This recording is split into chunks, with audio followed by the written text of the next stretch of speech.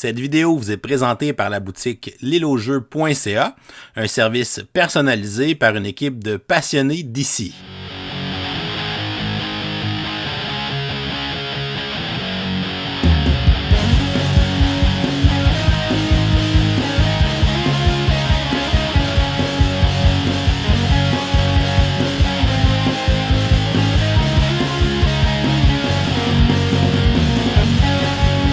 Salut les gamers, bienvenue à Professeur Board Game, je m'appelle David. Aujourd'hui à Board Game 101, je vous présente le jeu Grand Austria Hotel, un jeu qui a été édité en 2015 par Lookout Games et qui a été traduit en français par Funforge.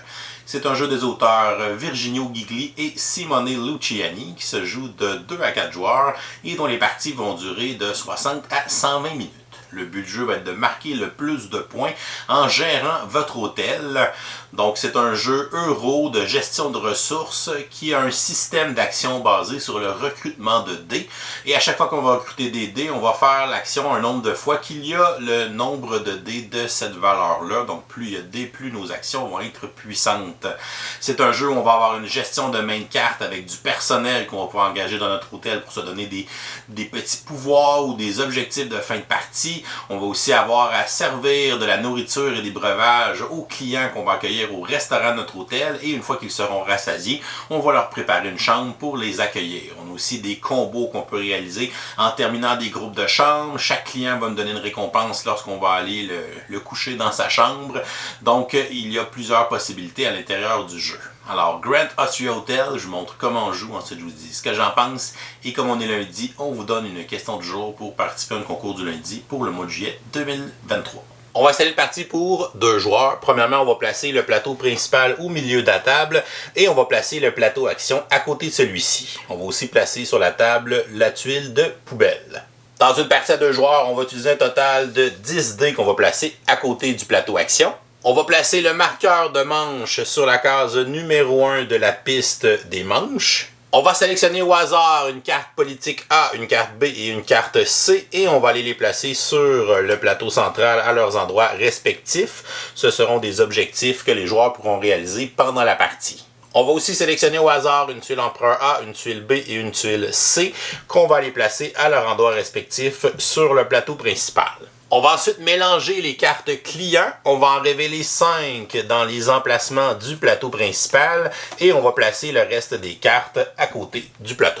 On va mélanger les cartes personnelles et on va les placer à côté du plateau principal pour former une pioche. On va se former une réserve avec les tuiles chambre rouge, jaune et bleu, ainsi qu'avec les cubes de nourriture. On aura en brun les strudels, en blanc la tarte, en rouge le vin et en noir le café. Les joueurs vont recevoir un plateau hôtel, 6 marqueurs à leur couleur, ainsi qu'une carte aide de jeu. Ils vont placer un cube nourriture de chaque couleur dans la zone de cuisine dans le bas de leur plateau hôtel. Ils vont placer un de leurs marqueurs sur la case 10 de la piste de richesse qui sera utilisée pour montrer l'argent que le joueur possède. Et on va placer 2 marqueurs de couleur sur le plateau principal. Le premier sera placé sur la case 0 de la piste de score autour du plateau principal. Et le deuxième sera placé sur la case 0 de la piste empereur qui est au centre du plateau principal. Tous les joueurs vont piocher 6 cartes personnelles et on va procéder à un draft de cartes pour sélectionner notre main de départ. Donc les joueurs vont regarder leurs cartes, vont en sélectionner une qu'ils vont conserver et vont passer les cartes à leur voisin de gauche. On va recevoir les cartes de notre voisin, on va en sélectionner une et on va continuer le processus jusqu'à temps qu'on ait choisi 6 cartes qui vont constituer notre main de départ. On va ensuite prendre les tuiles ordre de tour qui correspondent au nombre de joueurs et on va déterminer un premier joueur au hasard et ce joueur se verra donner la tuile qu'il y a le numéro 1 et son adversaire va recevoir l'autre tuile.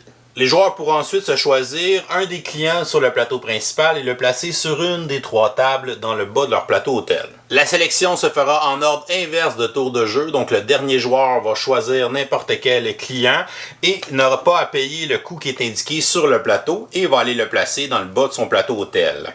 Par la suite, on va décaler les cartes sur le plateau et on va en révéler une nouvelle de la pioche. Et maintenant, en deuxième, c'est le joueur qui est premier joueur qui va donc choisir en dernier. Et je vais décider de prendre ce client que je vais placer à la table qui est ici. Et on va ensuite décaler les cartes et en placer une nouvelle pour le début de la partie. Et finalement, tous les joueurs pourront préparer 3 chambres dans leur hôtel. Pour préparer une chambre, on va prendre une tuile chambre de la couleur et on va aller la placer sur la case correspondante de notre plateau hôtel. La première chambre qu'on doit préparer doit obligatoirement être celle qui est dans le coin inférieur gauche de notre plateau hôtel. On va donc y placer une tuile chambre bleue.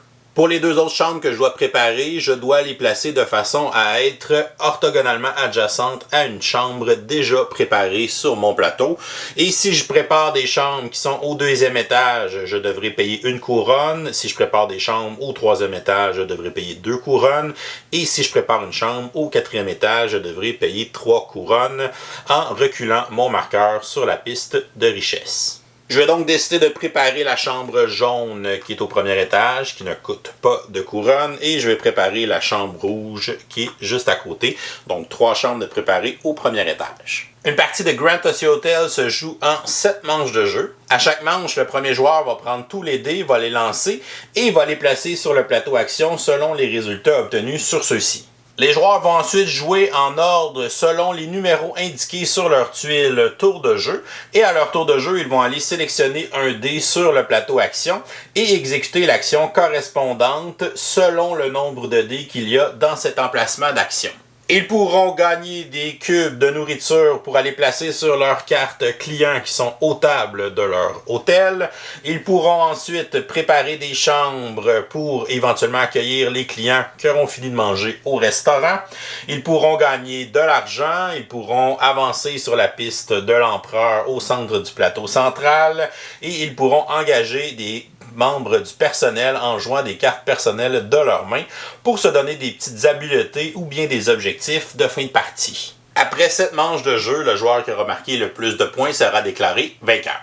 Au début d'une manche, le premier joueur va prendre tous les dés et va les lancer sur le plateau action et on va ensuite les placer dans les bonnes colonnes selon les résultats obtenus sur les dés et ce seront les actions disponibles pour les joueurs à cette manche. Les joueurs vont ensuite jouer en ordre de tour selon les numéros inscrits sur leur tuile ordre de tour. Donc le premier joueur jouera premier, mais jouera aussi 4e dans la manche, alors que le 2e joueur va jouer 2e et 3e. La première étape d'un tour de jeu est optionnelle. Il s'agit de prendre une carte client parmi celles qui sont sur le plateau principal. Donc un joueur peut décider de le faire ou pas au début de son tour de jeu. Les joueurs ont 3 emplacements au restaurant de leur hôtel, donc on peut avoir un maximum de 3 clients dans le bas de notre plateau hôtel. Si jamais on a déjà 3 clients, à ce moment-là, on ne peut pas aller en chercher un autre. Pour prendre une carte client, les joueurs doivent payer le coût qui est indiqué en bas de la carte sur le plateau principal. Donc les 2 premières cartes ont un coût de 0, la carte ici a un coût de 1 couronne, ici 2 couronnes et 3 couronnes pour la dernière carte. Donc mon joueur pourrait décider de prendre cette carte et le client a un coût de 0, je vais aller donc le placer à une des tables de mon café.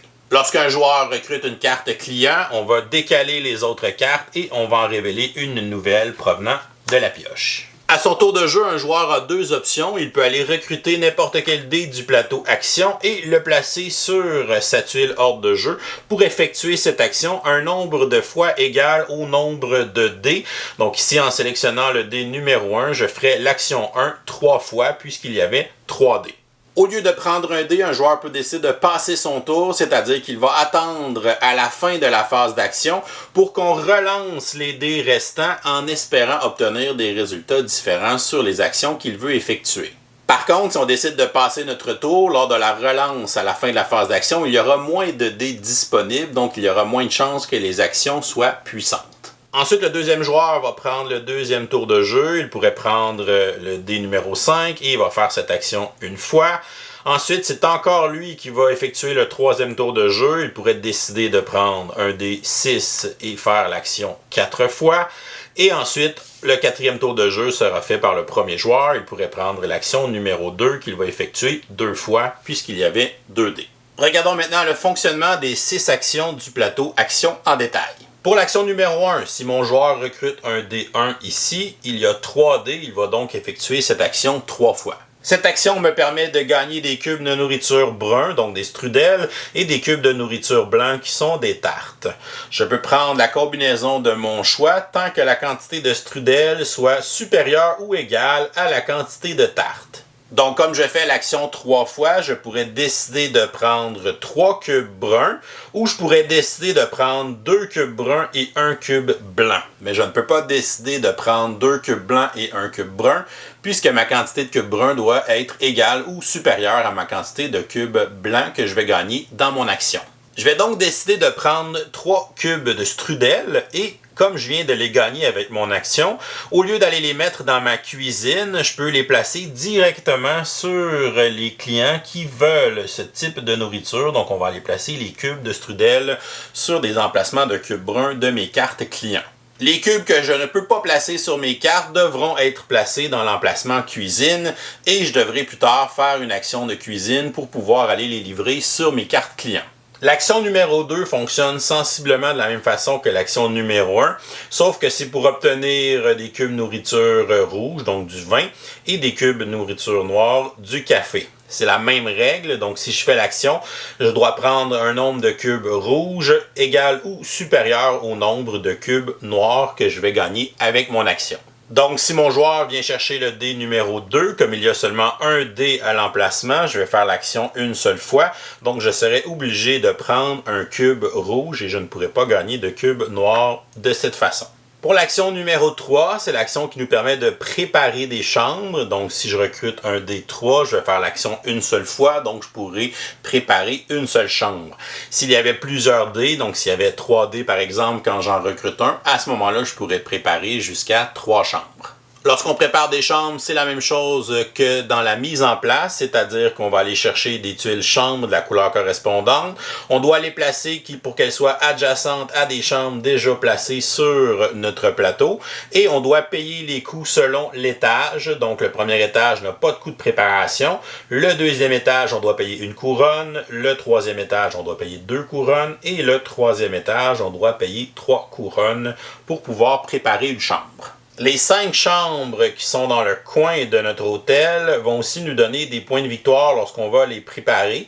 Donc les 3 chambres ici vont donner 2 points de victoire chacune et les 2 chambres qui sont là vont donner 1 point de victoire chacune lorsqu'elles seront préparées. Pour l'action numéro 4, elle va nous permettre de gagner des couronnes ou d'avancer sur la piste de l'empereur ou une combinaison des deux si jamais notre action est d'une puissance supérieure à 1. Par exemple, ici, il y a seulement un dé, donc si je recrute le dé numéro 4, je vais faire une fois l'action. Je devrais donc choisir si je veux gagner une couronne ici en avançant mon marqueur sur mon plateau, ou bien si je veux avancer de 1 sur la piste empereur au milieu du plateau principal. S'il y avait 2 dés de valeur 4, à ce moment-là, je pourrais décider de faire 2 couronnes, d'avancer de 2 sur la piste de l'empereur, ou bien d'avancer de 1 sur la piste de l'empereur et gagner une couronne. Pour l'action numéro 5, on va pouvoir jouer une carte personnelle de notre main, de payer son coût en couronne et de pouvoir la mettre en jeu pour bénéficier de son habileté spéciale, ou bien ça peut être une carte qui nous donne un objectif de fin de partie. Le nombre de dés qu'il y a dans cette action n'est pas le nombre de cartes que je peux jouer, mais plutôt un rabais de couronne que je vais avoir sur le coût d'achat de ma carte personnelle. Donc par exemple, ici il y a 2 dés, donc je vais payer 2 couronnes de moins pour engager ma carte personnelle. Mais je peux seulement jouer une carte lorsque je fais l'action. On retrouve le coût des cartes dans le coin supérieur droit de chacune d'entre elles. Il existe 4 types de cartes personnelles qu'on peut différencier par le symbole qui se retrouve au milieu des cartes. Premièrement, on a les cartes à usage unique. Donc, lorsqu'on va jouer une carte personnelle à usage unique, on va effectuer son action immédiatement et ensuite, elle ne se déclenchera plus du reste de la partie. Dans le cas de cette carte, elle va nous donner 4 ressources de vin. Pour le symbole une fois avec une flèche, c'est un symbole à utilisation une fois par manche. Donc une fois par manche, je peux déclencher l'effet de cette carte personnelle. Ici, ça me donnerait un cube de strudel et on peut retourner la carte ou l'incliner pour se rappeler qu'on l'a utilisé dans la manche. On a ensuite les cartes avec le symbole d'infini. Ce sont des cartes à pouvoir passif, donc c'est un pouvoir qui est tout le temps actif pour le reste de la partie. À chaque fois que je vais sélectionner un dé de valeur 5, je vais avancer de 2 sur la piste de l'empereur. Et pour le dernier symbole, ce sont des effets de scoring de fin de partie. Donc, c'est une façon de marquer des points à la fin de la partie. Pour le cas de cette carte, on va aller faire un point à la fin de la partie pour chaque chambre occupée ou chambre préparée sur notre plateau hôtel. Pour l'action 6, donc si je prends un dé de valeur 6, c'est l'action du miroir. Je dois payer une couronne pour faire cette action. Donc ici, je vais reculer de 1 sur ma piste richesse. Et l'action miroir nous permet de copier n'importe quelle des 5 autres actions. Et on va la faire à la puissance du nombre de dés valeur 6 qui se retrouvait sur le miroir. Dans mon cas, il y avait 2 dés. Donc je peux faire n'importe quelle des actions 1 à 5 de valeur 2. Je pourrais décider de faire l'action 3 avec mon miroir, donc je vais pouvoir préparer 2 chambres. Je vais préparer une chambre rouge ici qui ne coûte aucune couronne, et je vais préparer une chambre rouge ici qui va me coûter une couronne. Voyons maintenant ce qui se passe lorsqu'un joueur décide de passer son tour. Disons qu'on est dans une manche, le premier joueur décide de prendre un dé numéro 2 et d'effectuer cette action. Ensuite, l'autre joueur avec la deuxième action va aller chercher un dé numéro 5 et effectuer cette action. Ensuite, le joueur avec sa troisième action décide de passer son tour puisque les dés qui restent sur le plateau ne l'intéressent pas. On va donc aller à la quatrième action. Le joueur va aller recruter un 1 et effectuer cette action. Lorsque tous les joueurs auront eu l'opportunité de faire leurs 2 actions, on va aller régler le cas des joueurs qui ont décidé de passer un tour. Ce joueur va prendre tous les dés qui sont restants sur le plateau action, va en défausser un dans la poubelle et va relancer les dés restants et va ensuite aller les distribuer sur le plateau selon les résultats obtenus. Par la suite, il va décider s'il va recruter un dé parmi ceux qui sont sur le plateau ou s'il décide encore de passer son tour et répéter ce processus jusqu'à temps qu'il ait le dé souhaité pour son action. En plus de son action principale avec le dé qu'il recrute, le joueur peut effectuer des actions supplémentaires à son tour de jeu, telles décrites sur la carte aide de jeu. Il y a 5 types d'actions supplémentaires. La première est d'augmenter la valeur de notre action en payant une couronne. C'est une action supplémentaire qui est limitée à une fois par tour. Donc si par exemple je prends un dé de valeur 3 et qu'il y avait 2 dés sur l'action, je peux décider de payer une couronne pour augmenter cette valeur de 1. Donc je ferai l'action à une puissance de 3, ce qui me permettrait de préparer 3 chambres à ce moment-là. La deuxième action supplémentaire est d'aller placer des cubes de sa cuisine vers les cartes de clients qui sont à notre café. Pour ce faire, on doit payer une couronne et on va ensuite aller placer jusqu'à 3 cubes qui proviennent de notre cuisine sur nos cartes clients. Donc avec mon action, je pourrais déplacer un cube de strudel, un cube de café et un cube de vin. La troisième action supplémentaire est d'aller placer un de nos marqueurs de couleur sur une des cartes politiques du plateau principal. Les 3 cartes politiques sont des cartes d'objectifs que les joueurs vont tenter d'accomplir pendant la partie. Lorsqu'on réussit à accomplir une carte, on va aller placer notre marqueur de couleur sur la plus haute valeur de points de victoire de cette carte. Donc le premier joueur à terminer un objectif va marquer 15 points, le deuxième joueur 10 points et le troisième joueur 5 points. Chaque joueur peut seulement accomplir chacune des cartes une seule fois. Les objectifs peuvent être par exemple, comme la carte A, d'atteindre la case 10 de la piste de l'empereur.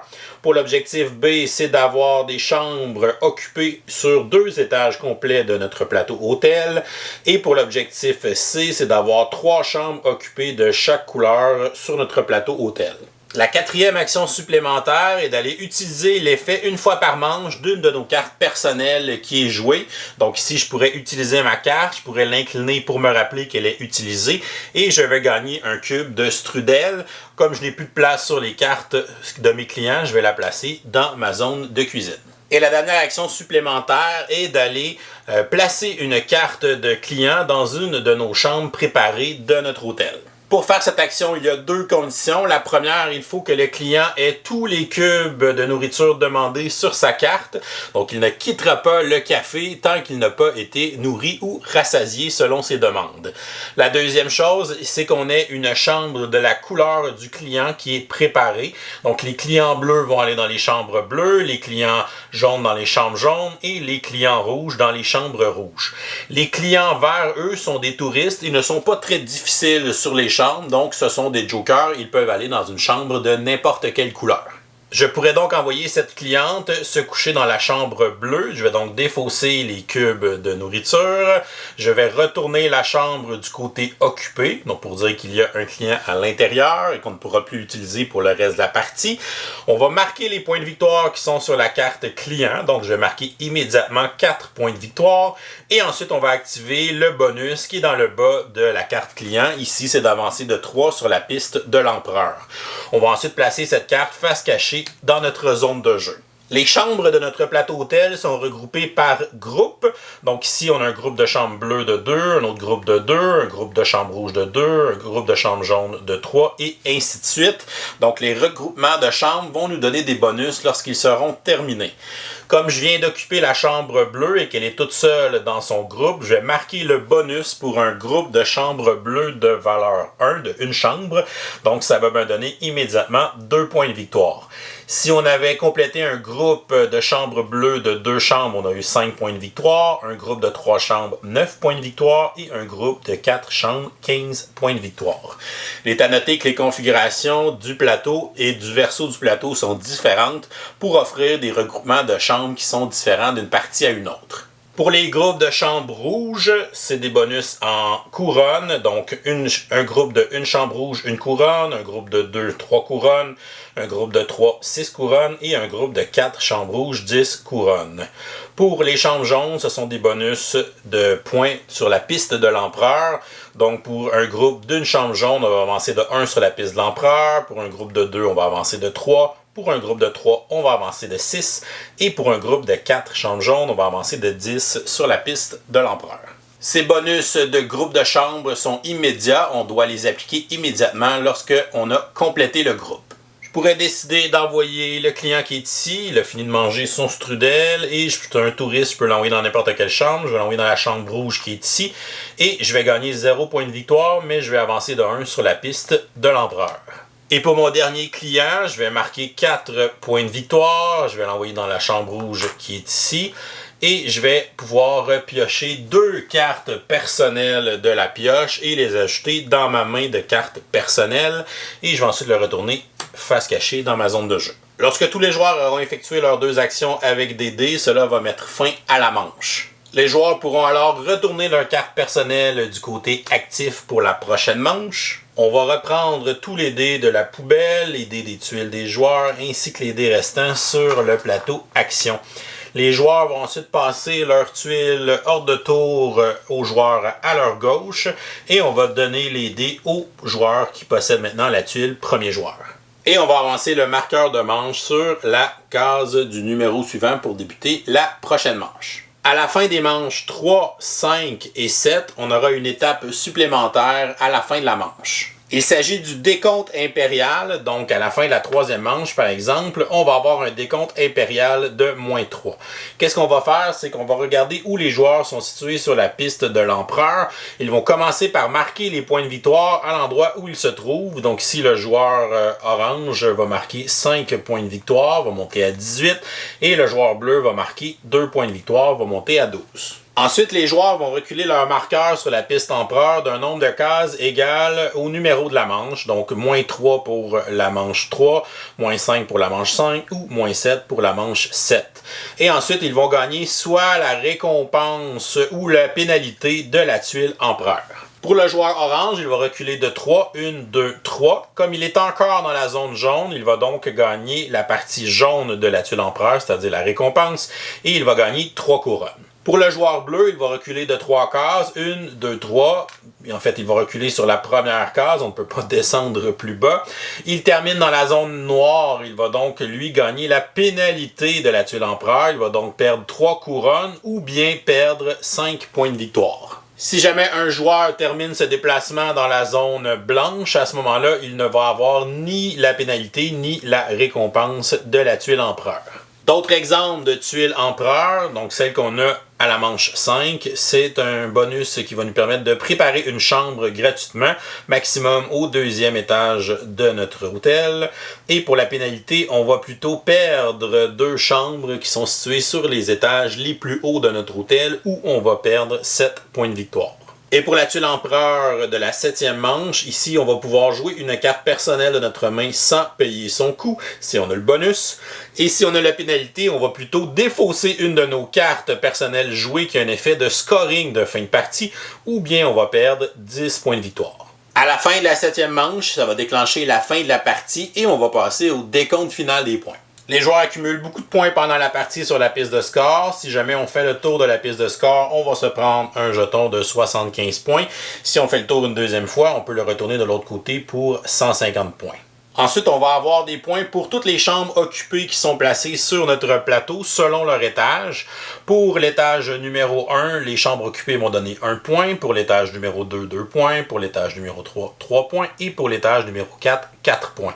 Seules les chambres occupées vont compter. Les chambres qui ne sont pas encore occupées ne donneront pas de bonus de points.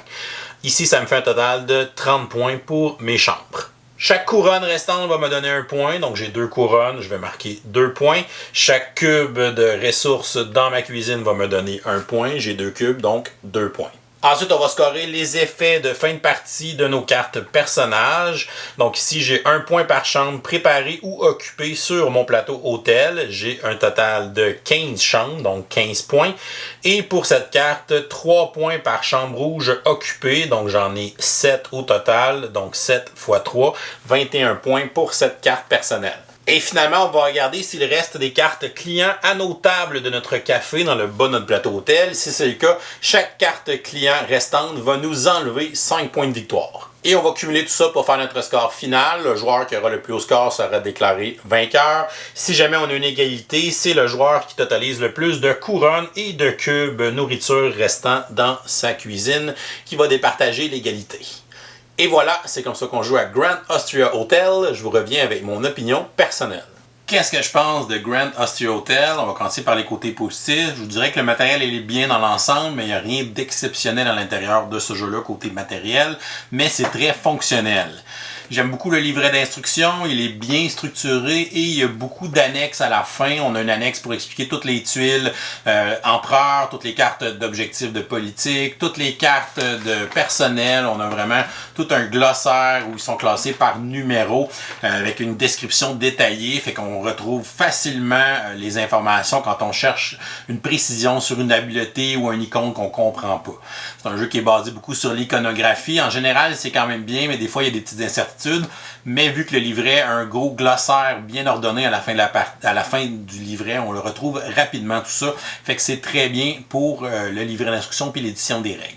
C'est un jeu que j'aime beaucoup le thème, je le trouve franchement original, donc de gérer un hôtel, de préparer les chambres, d'accueillir des clients, faut les nourrir un peu à notre restaurant, après ça on les emmène dans les chambres pour les coucher, et on a beaucoup d'opportunités de comboing dans ce jeu-là, parce que vous voyez que chaque carte client va avoir une habileté quand on va réussir à aller l'emmener dans une chambre, on va pouvoir déclencher son habileté, en plus de marquer les points qui sont sur sa carte, donc il y a beaucoup de comboing à faire là-dedans, et quand je finis un groupe de chambres, je vais marquer soit un bonus de points de victoire, un bonus d'argent ou bien un bonus sur la piste de l'empereur. C'est encore une fois des choses qui sont indispensables dans le jeu, donc il faut bien planifier nos choses pour profiter de ces effets de combo-là qui s'enchaînent, sinon on pourrait se retrouver à court de ressources ou à court d'argent dans ce jeu-là.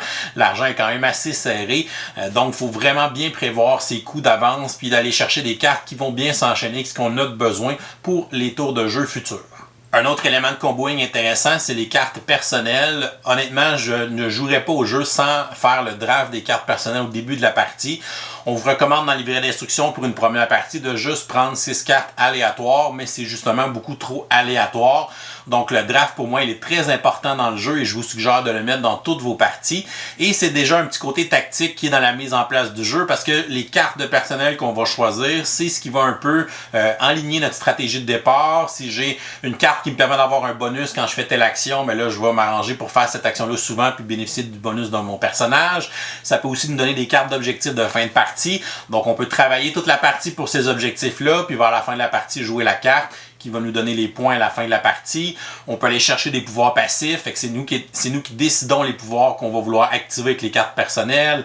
Il y a des cartes qui sont instantanées qui donnent un effet immédiat, tu as des cartes qui sont utilisables une fois par manche.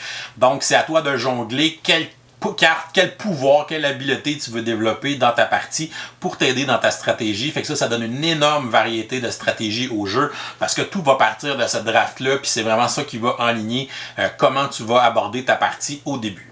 C'est un jeu aussi qui a une énorme variété dans les cartes puis les objectifs et les choses qu'on nous offre. Les cartes personnelles, on en a 48, ils sont toutes uniques et différentes. On a beaucoup de cartes politiques, donc on va avoir 3 objectifs différents à chaque partie. On a plusieurs aussi tuiles l'empereur, fait que ce ne sera pas les mêmes bonus et pénalités qu'on va placer sur les tuiles ABC. Donc on a beaucoup de variété dans le setup, ce qui fait que les parties vont avoir une petite approche différente. Le système d'action, je le trouve aussi intéressant et original. Donc, le fait qu'on lance des dés et c'est un jeu de recrutement de dés. Donc, je vais aller recruter des dés pour faire mes actions. Mais plus il y a de dés à la même place, plus l'action va être forte. Donc, c'est toujours de voir, c'est quoi l'action que j'ai besoin de plus? Ah, j'ai besoin de plus de celle-là. Mais là, celle-là, il y a 4 dés dedans. Fait que c'est peut-être le temps de la faire parce que je vais la faire à la force 4. Donc, je vais pouvoir gagner 4 cubes de ressources, quelque chose comme ça. Donc, c'est toujours cette décision-là de prendre l'action qui a sorti avec le plus de dés parce que c'est l'action la plus efficace ou d'y aller vers les actions qu'on veut vraiment prendre, qu'on a besoin présentement dans la partie. Et c'est le fun qu'à chaque manche, on ait 2 actions. Donc, ça nous permet de jongler avec ça. Des fois, d'y aller avec une action qui est plus forte, puis des fois, d'y aller avec l'action qu'on a vraiment besoin. Fait qu'on peut bien enchaîner ça en faisant 2 actions à chaque manche. Et comme c'est un système d'action qui a quand même un gros facteur de chance, dans le sens qu'on lance des dés, fait que ça se peut qu'il y en ait 5 à la même place, puis qu'il y ait 2-3 places qu'il n'y en ait aucun. Donc, on a toujours l'option de passer notre tour, ce qui fait qu'on va pouvoir relancer tous les dés, sauf un qu'on met à la poubelle à la fin de la manche, à la fin des actions des autres joueurs. Donc, ça nous permet un peu de pousser notre chance puis essayer d'avoir une action qu'on veut, même s'il n'y avait aucun dé sur cette action-là au début de la manche. Fait que c'est une option qu'on fait pas nécessairement à toutes les parties, mais de temps en temps, c'est une option qui peut vraiment nous débloquer pendant la partie. Donc, de ne pas oublier qu'on peut passer notre tour et essayer de faire une relance. Et c'est un jeu qui est indépendant de la langue, donc il n'y a aucun texte sur le matériel du jeu, c'est seulement des symboles et de l'iconographie. On a seulement le livret ici qui peut être en français si vous avez la version française. Malheureusement, si on tombe dans les côtés négatifs, c'est que la version française est à peu près introuvable aujourd'hui. Donc, il y a seulement eu une édition, je pense que c'est en 2017, de la version française, et elle n'a pas été rééditée depuis. Donc, évidemment, elle est très rare, on ne la retrouve plus dans les boutiques, c'est seulement sur le marché de l'usager qu'on peut réussir à trouver une version française. J'ai moi-même fait appel à mes abonnés il y a quelques années pour tenter de trouver une copie en français. Donc, merci à Stéphane qui a répondu à l'appel pour me vendre sa copie qui traînait chez lui. Donc, j'ai pu mettre la main moi-même avec une copie usagée. Il y a quelques années, j'avais parlé à Funforge et il m'avait dit qu'il ne ferait pas une réédition du jeu en français. Donc, peut-être que quelqu'un va ramasser éventuellement les droits de ce jeu-là pour pouvoir le rééditer dans une édition française. Mais comme j'ai dit, c'est un jeu qui est indépendant de la langue. Donc, même si vous trouvez une version anglaise, je pense que vous allez facilement pouvoir jouer au jeu. Si, par exemple, vous écoutez ma vidéo de règles ou que vous téléchargez le livret français qui devrait exister sur Internet. Donc, vous ne devriez pas avoir de problème à jouer parce qu'il n'y a pas de texte sur le matériel de jeu en tant que tel. Le jeu ne possède pas de mode solo. Par contre, il y a eu en 2022 une extension qui est sortie qui s'appelle Let's Waltz, où on fait une espèce de bal. Et dans cette extension, il y a un mode solo d'inclus. Donc, c'est un des modules de l'extension. Donc, c'est quelque chose qui peut se faire maintenant en se procurant cette extension. Pour le matériel, on a des petits cubes qui représentent la nourriture qu'on va servir à nos clients. Comme dirait mon ami Mathieu, je trouve ça pas mal basique, des cubes pour représenter du gâteau, de la tarte ou des cafés, donc j'aurais aimé ça, avoir des ressources un peu plus belles à l'intérieur du jeu. C'est un jeu qui a un petit aspect punitif avec la piste de l'empereur. Donc, si je réussis pas à progresser sur la piste de l'empereur, si je prends pas des actions qui me font avancer, ou si j'enchaîne pas des clients qui me donnent des bonus pour avancer là-dessus, ou que je termine pas un groupe de chambre jaune, ben j'avancerai pas sur la piste de l'empereur et à la fin de la 3e manche, ou de la 5e, ou de la 7e, ben je peux avoir une pénalité quand même assez salée si je réussis pas justement à avancer assez sur cette piste. Donc, ce petit côté-là punitif, c'est quelque chose que j'aime moins dans le jeu. Ils avaient repris le même principe un peu dans Lorenzo il Magnifico ou même dans Golem, on retrouve aussi un petit côté punitif de ces choses-là. C'est le genre de choses que ces auteurs aiment bien mal à l'intérieur du jeu.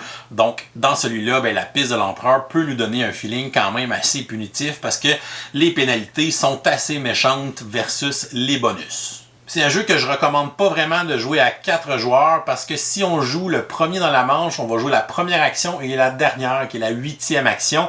Donc, il y a un énorme temps d'attente entre tes 2 tours de jeu quand tu es premier joueur dans une partie à 4 joueurs, ce qui peut faire que tu peux un peu décrocher de la partie.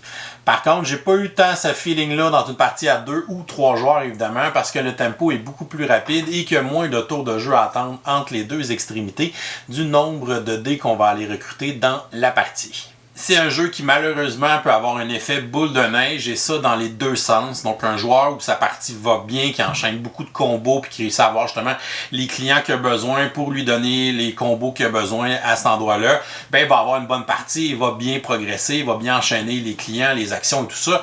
Et à l'inverse, quelqu'un qui réussit pas justement à aller chercher les bons clients qui font les bons combos avec ce qu'il a besoin, peut se ramasser à justement faire l'effet boule de neige mais à l'inverse. Donc lui, sa partie va bien, puis toute ta partie va mal, donc ça crée un gros écart entre les joueurs. C'est le genre de jeu que ça se peut que le scoring finisse avec un tour au complet de la piste de jeu de différence avec un autre joueur, donc une différence d'ordre de 75 points, donc c'est quelque chose qui peut arriver dans ce jeu-là. Donc c'est un jeu qui a le potentiel de faire un gros effet de boule de neige, et c'est un jeu qu'on peut des fois avoir la sensation d'être bloqué ou d'être pris.